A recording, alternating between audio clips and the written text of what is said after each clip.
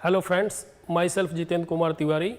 Welcome in Agriculture e-platform from ज्ञान coaching centre, Kanpur, UP. विद्यार्थियों, आज हम बरसीम की खेती के बारे में आपको विभिन्न प्रतियोगी परीक्षाओं को ध्यान में रखते हुए डिस्कस करते हैं।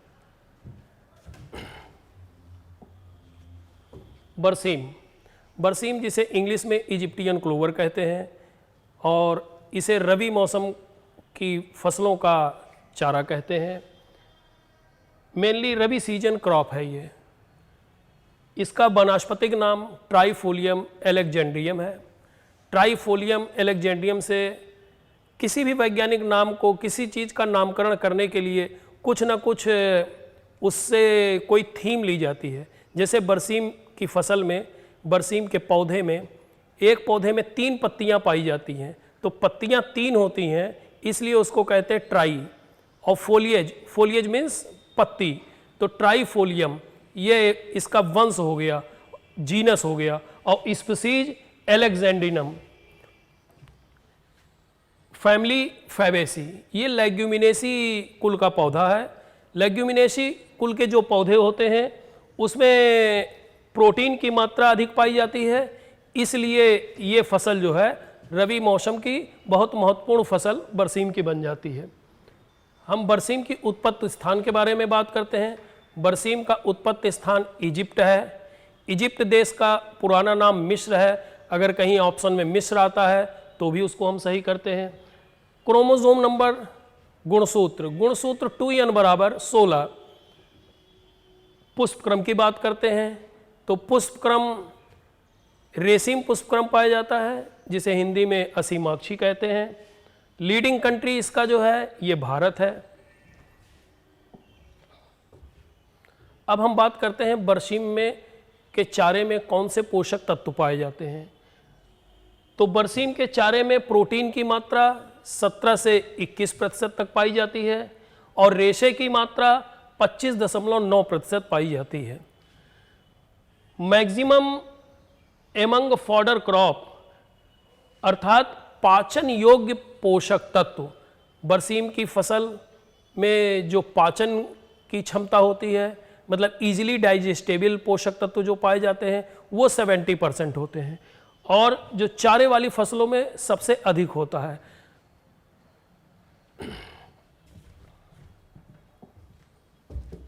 अब हम बात करते हैं कल्टीवेशन ऑफ बरसीम इम्प्रूव्स, अर्थात अगर हम बरसीम की खेती करते हैं तो हमें क्या फ़ायदे होते हैं।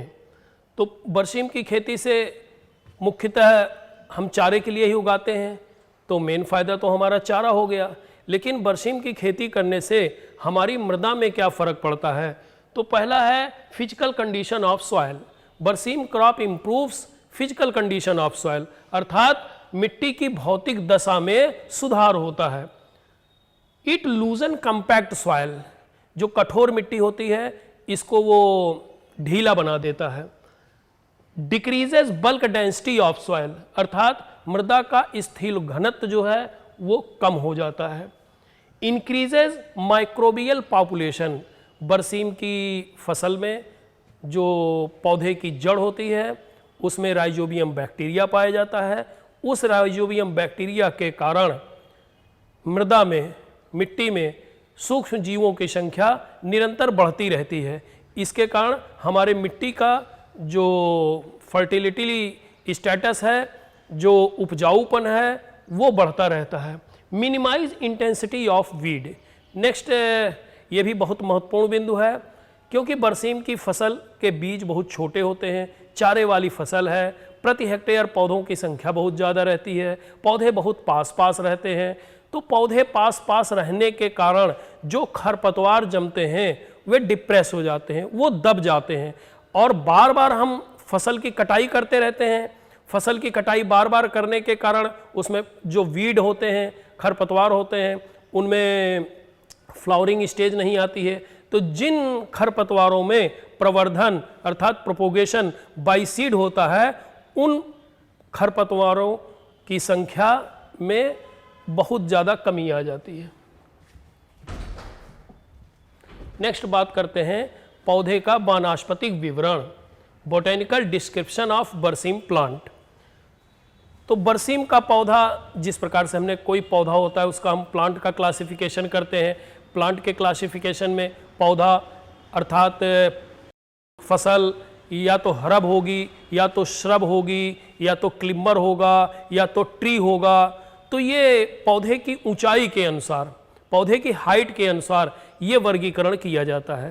तो बरसीम का पौधा जो है स्मॉल श्रबी एनुअल्स प्लांट है। स्मॉल मीन्स हो गया छोटा, श्रबी मीन्स हो गया झाड़ी, और एनुअल मीन्स एक वर्षीय, अर्थात ये एक वर्षीय झाड़ी नुमा पौधा है जिसकी ऊंचाई 60 से 80 सेंटीमीटर होती है। लीव्स पहले ही बता चुका हूं, लीव्स का संबंध इसके बोटेनिकल नेम से है, ट्राइफोलिएट। तो 3 पर्णी, अर्थात इसकी एक पत्ती में 3 पत्तियां होती हैं, तभी वो कंप्लीट लीफ कहलाती है। फ्लावर कलर येलोइश वाइट, जो बरसीम का फूल होता है जिससे हम बीज प्राप्त करते हैं, तो बरसीम का फूल येलोइश वाइट, पीला सफ़ेद रंग का फ्लावर होता है, और इसका सीड कलर जो बीज का रंग होता है वो हरा पीला ग्रीनिश येलो कलर का होता है। अब हम बात करते हैं बरसीम की खेती में जलवायु के संदर्भ में। Dry and cool climate for growth, बरसीम की वृद्धि के लिए शुष्क और ठंडी जलवायु की आवश्यकता होती है, क्योंकि आप जानते हैं इसका बुआई का समय अक्टूबर होता है। तो नवंबर, दिसंबर, अक्टूबर ये मंथ जो होते हैं ये कूल क्लाइमेट के होते हैं, ठंडी जलवायु के, इसलिए ठंडी जलवायु में ही इसकी वृद्धि अच्छी तरीके से हो पाती है। सुटेबल टेम्परेचर फॉर जर्मिनेशन, बरसीम की फसल के लिए उपयुक्त तापमान जमाव के संदर्भ में 25 से 30 डिग्री सेंटीग्रेड होता है। बेस्ट टेम्परेचर फॉर ब्रांचिंग, बरसीम की फसल की चूंकि बार बार कटाई की जाती है, कटाई करने से उसमें नए नए कल्ले निकलते हैं, तो नए कल्ले निकलने के लिए, अच्छी वृद्धि के लिए क्या तापमान उपयुक्त होगा? 15 से 20 degree centigrade. Temperature required for flowering, बरसीम में पुष्पावस्था के लिए, वैसे बरसीम में पुष्पावस्था की हमें आवश्यकता नहीं पड़ती है क्योंकि ये चारे वाली फसल है, लेकिन नेक्स्ट फसल, नेक्स्ट ईयर हमें क्रॉप ग्रो करने के लिए, अगले वर्ष हमें पौधे लगाने के लिए, बीज बोने के लिए बीज की आवश्यकता पड़ती है, इसलिए हमारी पुष्पावस्था भी एक महत्वपूर्ण पॉइंट होता है। तो फूल खिलने के लिए, पुष्पन के लिए आवश्यक तापमान 35 से 37 डिग्री सेल्सियस उपयुक्त होता है। Crop growth is very fast, हम जब फसल को बोते हैं तो किस तापमान पे, फसल तो निरंतर अपनी वृद्धि करती रहती है, लेकिन कोई ऐसा एक तापमान होगा जिस तापमान पे बरसीम का पौधा बहुत तेज वृद्धि करेगा, तो वो तापमान होगा 18 से 21 degree centigrade. Crop growth is very fast 18 to 21 degree centigrade. Minimum temperature for sowing, अगर हम किसी फसल को बोते हैं तो अच्छा जर्मिनेशन होगा, अगर उस सुटेबल टेम्परेचर पे पौधे की ग्रोथ अच्छी नहीं होगी, अगर हम नहीं बोएंगे सही टेम्परेचर पे, अंकुरण ज़्यादा अच्छा नहीं होगा, तो अच्छे अंकुरण के लिए, जिससे हमारा जमाव का प्रतिशत 100% रहे, वो तापमान कौन सा होगा? वो तापमान, मिनिमम तापमान 12.5 डिग्री सेंटीग्रेड होगा।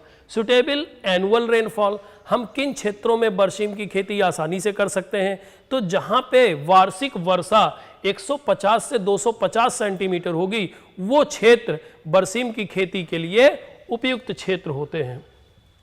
अब हम बात करते हैं बरसीम की खेती के लिए किस प्रकार की मृदा चाहिए। विच soil is suitable for berseem cultivation?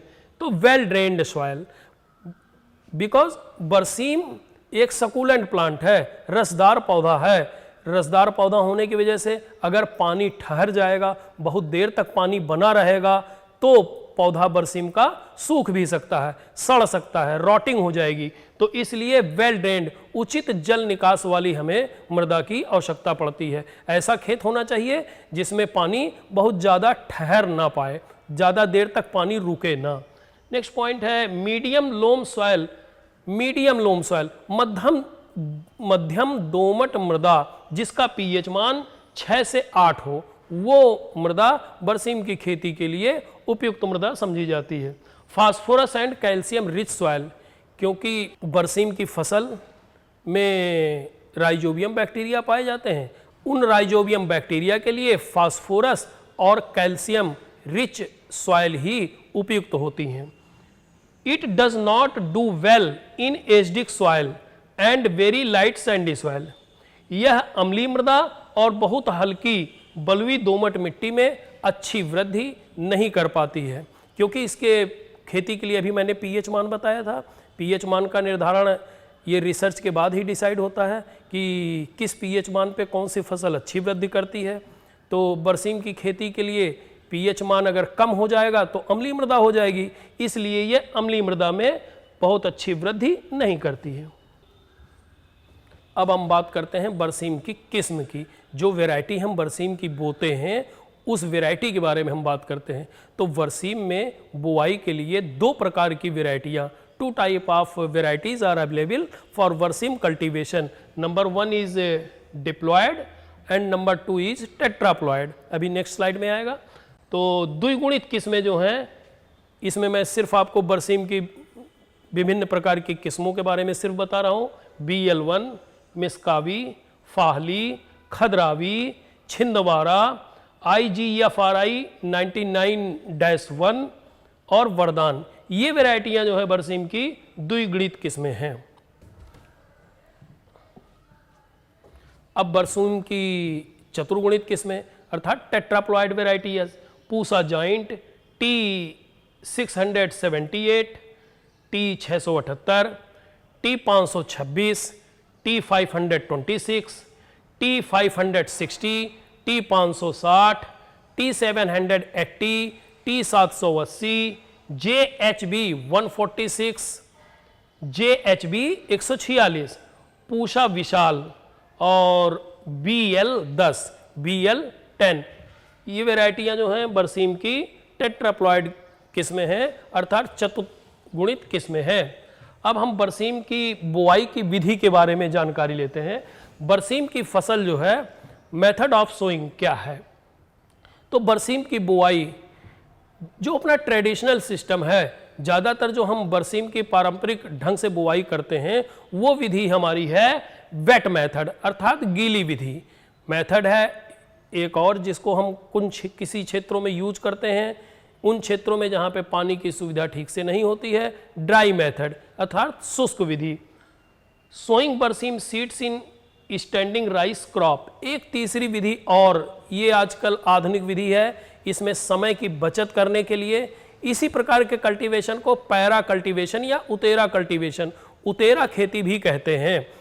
धान की खड़ी फसल में बरसीम की बुआई करना।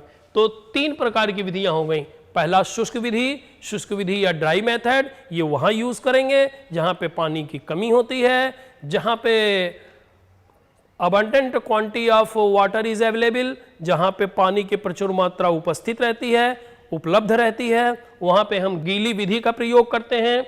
शोइंग बरसीम सीड्स इन स्टैंडिंग राइस क्रॉप, अगर किसी प्रकार से धान की फसल, क्योंकि बरसीम रबी मौसम की फसल है, रबी के पहले जो धान रहेगा वो जल्दी खाली नहीं होगा। अगर खेत हमारा खाली नहीं हो रहा है, ऐसी दशा में हम धान की खड़ी फसल में ही बरसीम की बुआई कर देते हैं। तो इससे जो हमें पडलिंग बरसीम की बुआई जो हम गीली विधि से करते हैं तो उसमें हमें पहले पडलिंग की आवश्यकता पड़ती है। पडलिंग अर्थात लेह बनाने की आवश्यकता पड़ती है। खेत की जुताई करते हैं तो उसमें हमारी जो है 1 महीने की बचत हो जाती है। फिर हम बुआई से पूर्व जो बरसीम का बीज होता है उसका हम बीज उपचार करते हैं। जैसा कि आप चित्र में देख रहे हैं, राइजोबियम का पैकेट दिया हुआ है। राइजोबियम से जब बीज को उपचारित करते हैं तो 200 ग्राम एक पैकेट अगर हम यूज़ करते हैं तो एक पैकेट 200 ग्राम का होता है, जिसमें हमें 10 किलो बीज उपचारित होता है। अब अगर हम बरसीम की बीज दर की बात करते हैं तो लगभग 25 किलो बीज दर लगती है प्रति हेक्टेयर। तो हमें 2.5 पैकेट की आवश्यकता पड़ेगी राइजोबियम कल्चर की। तो ये राइजोबियम कल्चर से हम बीज को उपचारित कर देते हैं। अब सीड ट्रीटमेंट की बात करता हूँ। जब बीज उपचारित करते हैं तो ये तो हमारे मेथड हो गए बीज उपचार करने के। अब एक जो बरसीम का प्रमुख खरपतवार है ये बरसीम के बीज में उपस्थित होता है। अब ये खरपतवार कासनी का बीज होता है। अब देखिए, kasni seed can be separated from berseem by putting into 5% common salt, अर्थात 5% हम नमक का घोल बना लेते हैं। उस नमक के घोल में बरसीम और उसमें उपस्थित कासनी के बीज, हम चूंकि वो तो उपस्थित रहते ही हैं, उनको हम पानी में डाल देते हैं। तो कासनी के बीज जो होते हैं वो बरसीम की बीज की तुलना में हल्के होते हैं। देखिए, कासनी के बीजों को बरसीम के बीजों में अलग करने के लिए 5% नमक का घोल डालते हैं। इसके बाद कासनी के तैरते बीजों को छान के अलग कर लेते हैं। Floating seeds can be separated, तो जो ऊपर बीज आ जाते हैं वो कासनी के बीज होते हैं, उनको हम छान करके अलग कर लेते हैं, तो हमारे सारे बरसीम के ही बीज बचते हैं। Seed should be treated with rhizobium trifolii. अच्छा, ये जो लेग्यूमिनेसी फैमिली में जो बीज उपचार करते हैं, अलग अलग फसलों के लिए अलग अलग राइजोबियम कल्चर यूज करते हैं। तो जो बरसीम में हम राइजोबियम कल्चर यूज करते हैं, ये भी क्वेश्चन पूछा जाता है कि बरसीम में हम कौन सा राइजोबियम कल्चर यूज करते हैं। तो बरसीम में जो राइजोबियम कल्चर यूज करते हैं उसका नाम है राइजोबियम ट्राइफोलाई। अब हम बात करते हैं बरसीम के बीज दर की। 25 से 30 KG seed per hectare small seeded, अर्थात बरसीम में 2 प्रकार के बीज हमने बताए थे अभी पहले भी आपको कि टेट्राप्लॉइड और डाइप्लॉइड 2 प्रकार की किस्में होती हैं। तो इसमें 2 प्रकार के बीज भी होते हैं on the basis of size. तो एक स्मॉल सीडेड वेराइटीज होती हैं और कुछ बोल्ड सीडेड वेराइटीज होती हैं। अगर स्मॉल सीडेड वेराइटी की हम बात करते हैं तो 25 से 30 किलोग्राम प्रति हेक्टेयर बीज दर लगती है। लेकिन अगर हम बड़े बीज की बात करते हैं, बोल्ड सीड की बात करते हैं, तो वो बीज दर जो लगती है वो 35 किलोग्राम प्रति हेक्टेयर के हिसाब से लगती है, अर्ली एंड लेट सोइंग के लिए, अगेती और पछेती बुआई के लिए।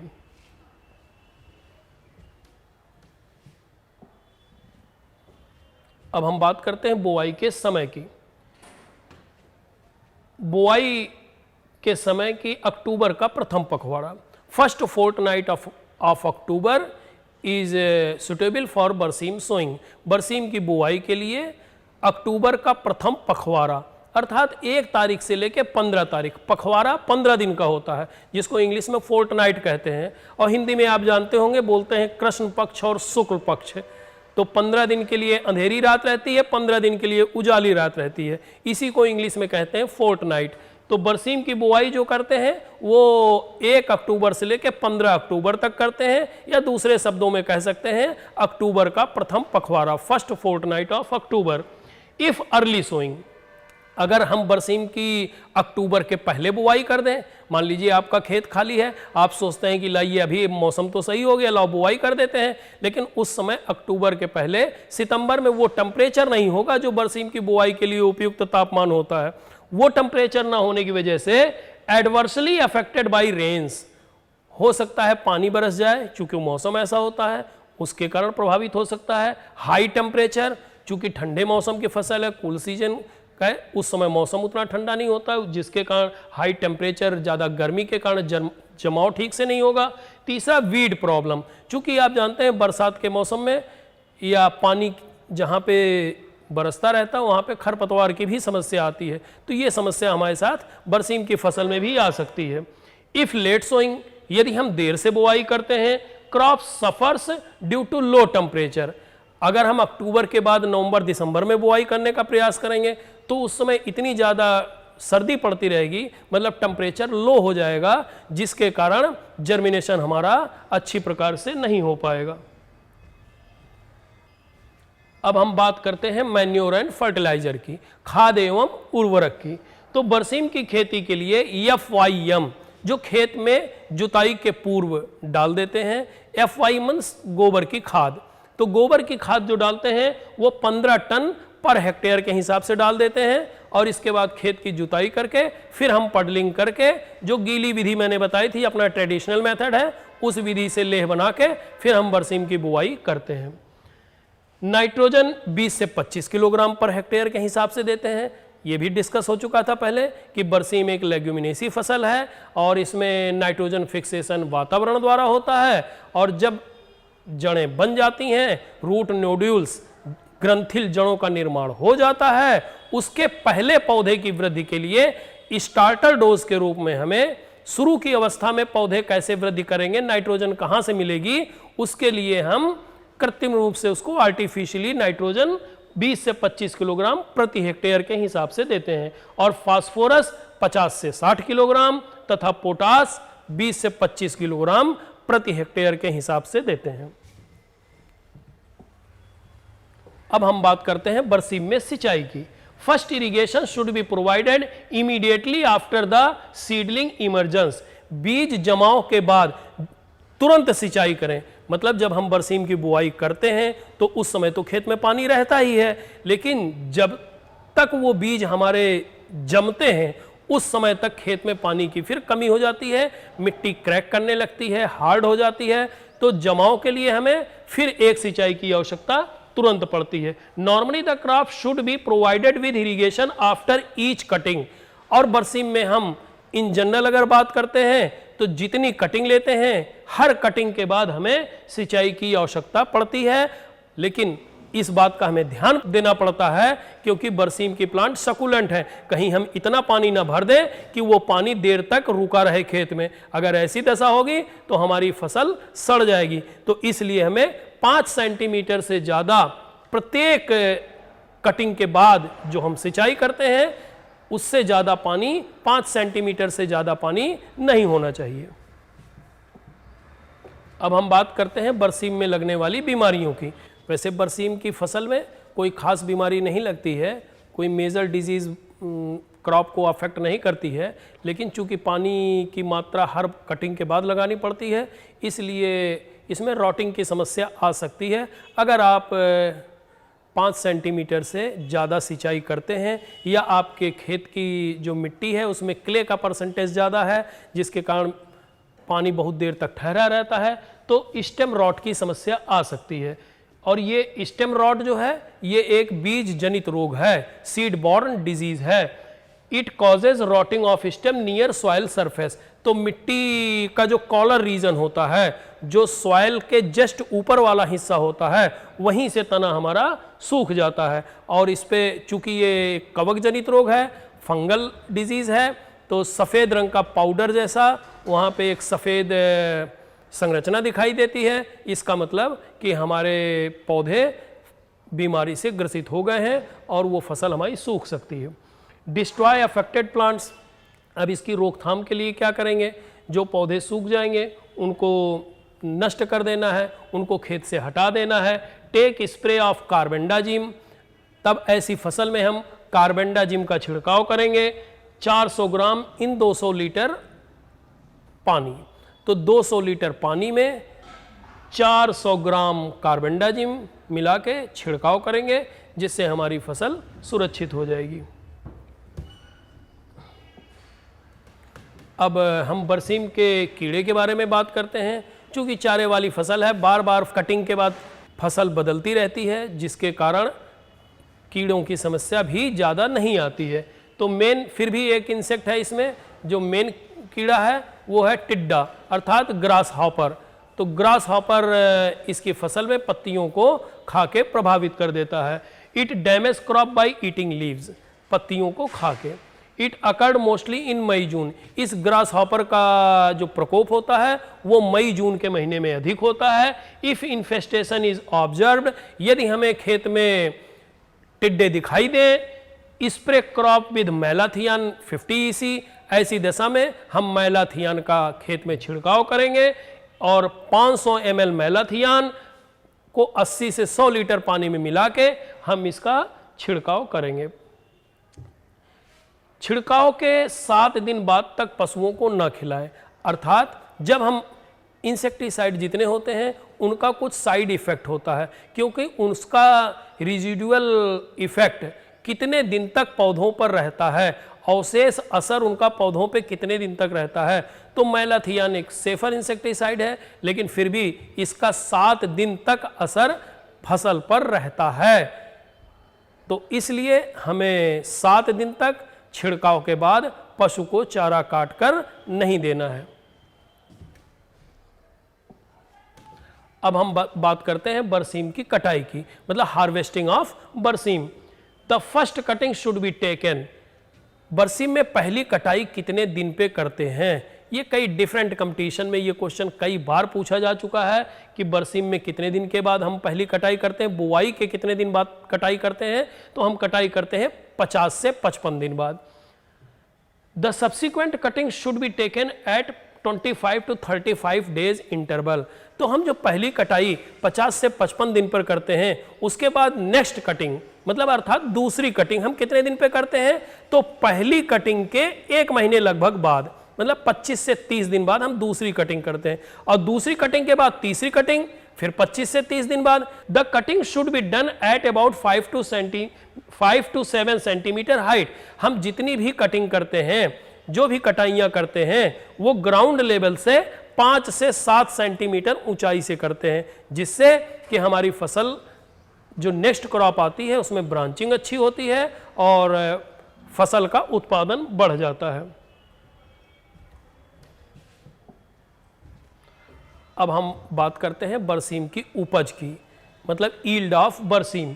तो ग्रीन फॉरेज जो हरा चारा हमें प्राप्त होता है वो 800 से 1000 कुंटल पर हेक्टेयर प्राप्त होता है, और उस चारे में जो शुष्क पदार्थ की मात्रा होती है, ड्राई मैटर जो होता है, वो 18 से 20% होता है।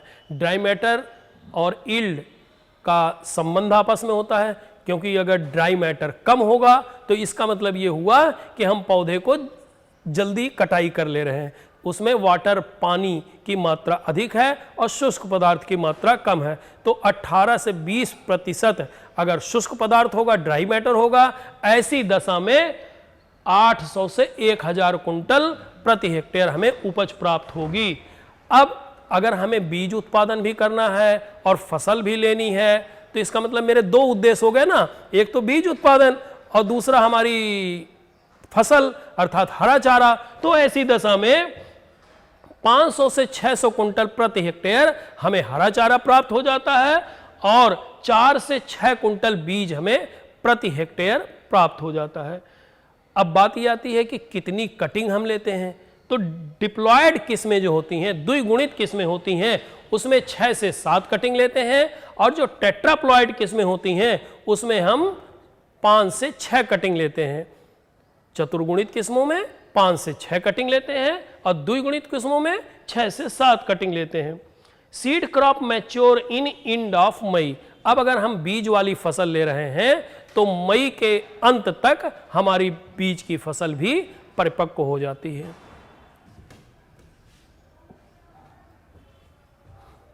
अब कुछ ऐसे महत्वपूर्ण बिंदु हैं जो इस फसल में कहीं छूट गए हैं या कल्टीवेशन खेती में वो नहीं आ पाए हैं, जैसे खरपतवार। तो बरसीम का प्रमुख खरपतवार क्या है? एक क्वेश्चन ये भी कंपटीशन में खूब पूछा जाता है कि मेजर वीड ऑफ बरसीम इज। तो बरसीम का प्रमुख खरपतवार जो है, ज़्यादातर वर्ड यूज़ किया जाता है कासनी।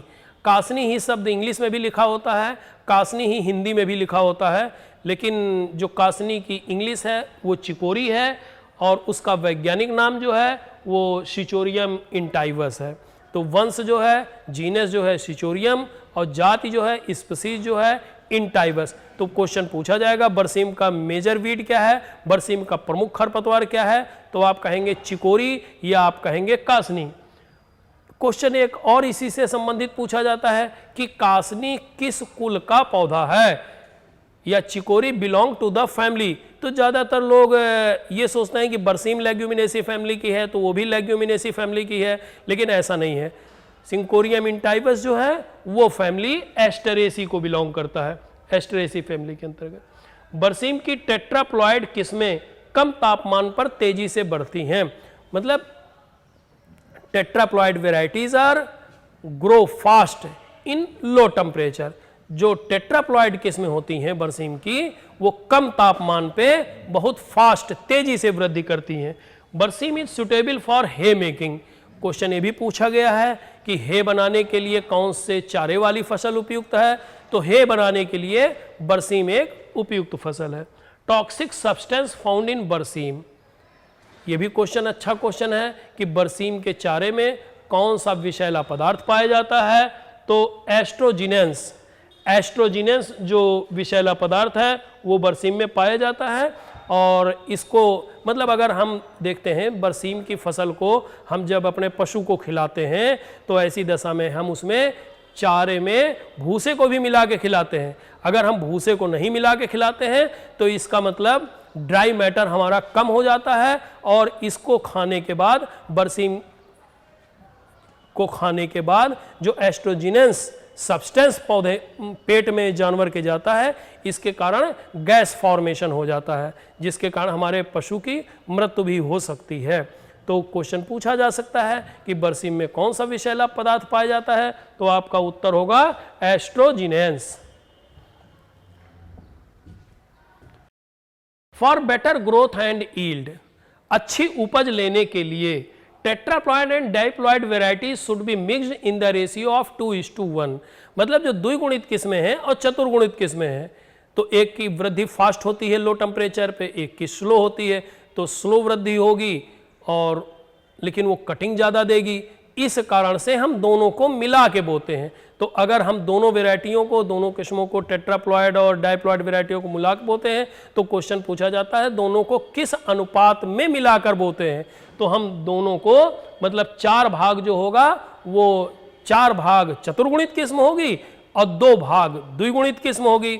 मतलब जो 2 पार्ट होगा वो टेट्राप्लॉयड होगा और 1 पार्ट होगा वो डाइप्लॉयड होगा। या तो 2:1 कह लीजिए या 4:2 कह लीजिए, बात एक ही है। अभी हमने अपने याद करने के लिए ट्रिक बना ली है कि 4 है तो वो टेट्रा हो जाएगा, 2 है तो वो डाई हो जाएगा, नहीं तो कंफ्यूजन हो जाता ना कि 2 भाग ये है कि 2 भाग वो है। तो वेरी इजी है, टेट्राप्लॉयड जो है वो ज़्यादा होगा, डाइप्लॉयड वाला कम होगा। अब इंट्रोडक्शन ऑफ बरसीम इन इंडिया, बरसीम का आगमन भारत में कब हुआ? तो बरसीम का आगमन भारत में 1904 में सर फ्लेचर द्वारा हुआ।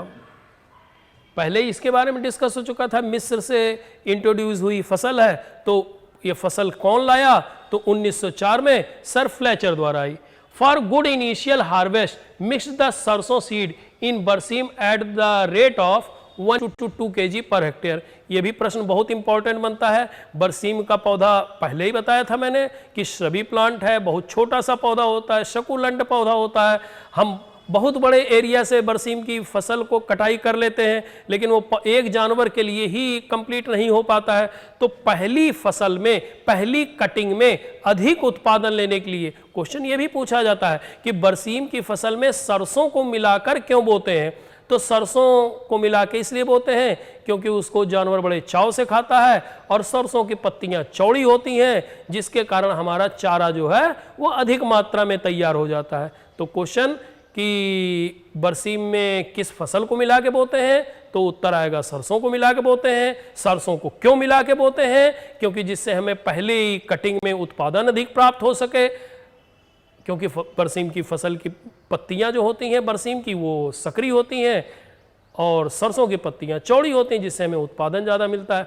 फिर जो ज़्यादातर क्वेश्चन पूछा गया है कि बरसीम की जो बीज दर है उसमें सरसों को कितना मिला के बोते हैं, तो सरसों को 1 से 2 किलोग्राम प्रति हेक्टेयर की दर के हिसाब से मिलाकर बोते हैं। It's all about Barsim cultivation. Thank you everybody.